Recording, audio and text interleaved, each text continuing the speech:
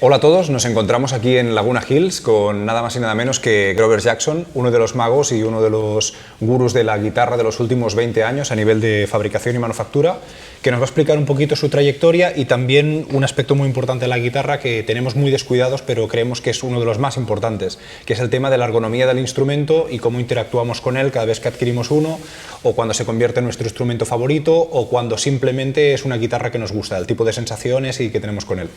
Hi, Robert. Hello, good to see you. Good to see you again. We want to ask you, first of all, if you can explain us a little bit your history as a guitar maker, as inventor, as all the innovations that you have as a product, and how do you have that things in mind and you develop to a new instrument? Well, that's a very long story because I'm very old, so we may be here all day. But essentially, I came to California from East Tennessee, where I grew up. In the late 70s, and I ended up buying a little guitar repair shop called Charvel Guitar Repair, and started building guitars. And by the mid 1980s, we were pretty predominant in that 80s era of metal. Mm-hmm. A couple of the things that we were well known for was fancy finishes, which we did a lot of and did a lot of development in, but also guitar neck shapes, which is, I think, the topic that you probably want to talk about the most. Yep. As a guitar player playing in bands in the 70s down south, I had owned and been involved in the vintage guitar market, and had owned Sunburst Les Pauls and original Flying V's and even a couple of Explorers. And so I Strats and Tellys and all of those, very expensive vintage guitars today. They weren't that expensive then. So I had been exposed to what you could call the good stuff, the stuff that is famous now. And so in the 1970s, the major companies, in the early 80s even, Gibson and Fender, were very much out of touch with their consumer. They were owned by corporate entities that didn't seem to have any interest in the consumer's experience of the guitar. And so, having bought this little guitar repair shop in late 1978 and starting to make a few guitars, I thought, well, why don't we just try to replicate what was so great about those very famous instruments from the 50s, and then with some modernizations. So that was the first time that I really got involved in fabricating great neck, what I would call great neck shapes. And in the 80s, there was certainly a type of neck that people liked: thin, wide neck, large frets. So that was the kind of stuff that got me started into designing neck shapes or understanding what it is that is ergonomically acceptable and pleasing to a guitar player.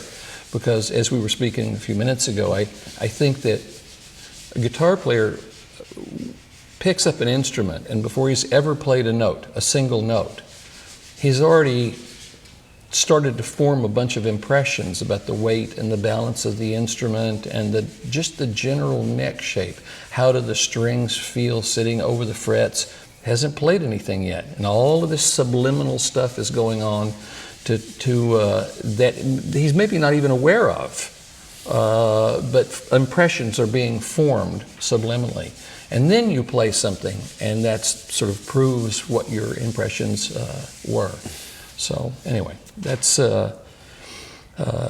leads us to today, mm-hmm. which is this unique opportunity that I've had to work with Dave Friedman in designing the Friedman guitars. And Dave is also a guy with a lot of very high sensitivity to what it is that real guitar players want to play, want to feel. And so our quest with the Friedman guitars has been to capture as much of that subliminal, hard to define stuff that gives a guitar player a feeling of comfort when he picks up a guitar, a familiarness, an old, what I used to call in the 80s, the old friend concept. You pick a neck up and you go, oh, again, you haven't played anything yet. You go, oh yeah, I remember this guy. So it's sort of an acquaintance thing. So, anyway. That's nice. And how do you make a order between the sensation of the neck, the balance of the instrument in preference for the people, for the musicians?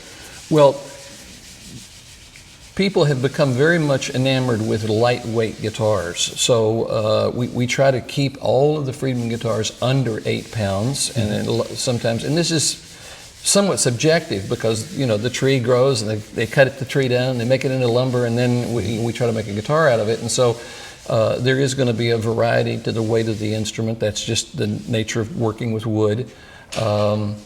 In terms of neck shape, the craft has evolved considerably over the last 30 years. In the old days, you would use a woodworking tool called a shaper to shape the neck, and then you would kind of hand grind it and sand it and try to whatever you could to get it into the shape you want it to be.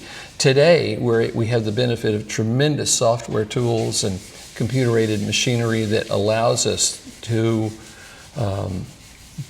design things based on principles that we understand about what is the good stuff, and then replicate that. So for the guitar player, there's never been a better time to buy guitars. The quality of instruments that are available to be bought today are higher on a consistent level, better than any time in history. So it's a wonderful time to be a guitar player, and everybody should play guitar.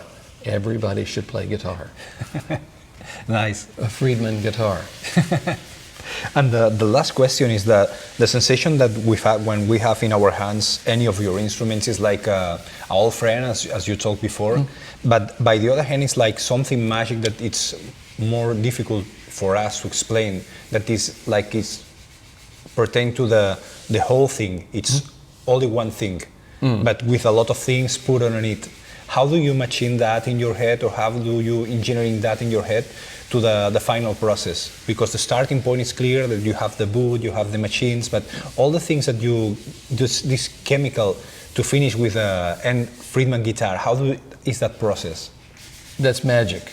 Yeah, it's I know. You know, it's very hard to describe that because it's a very involved process. Dave and I get together. I will make samples of what I think. He'll say, I want this kind of guitar with this kind of neck. I'll make something. I'll take him a sample, and he'll go, well, can you change this a little bit and change that a little bit? And you know, Dave has worked with so many great artists that between the two of us, we come up with an amalgam of what we both think is the right thing.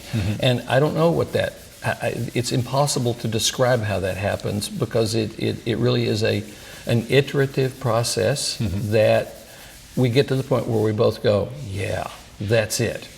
And how does that happen? I don't know. Trial and error based on both of our experiences, life experiences, and so we end up getting to a point where if it satisfies us, if the two of us can pick it up and go, yeah, that's it, then that's when we're done. Great. Okay. Thank you very much for your time. It's a pleasure to share your knowledge with us, and thank you. Thank you. Really happy.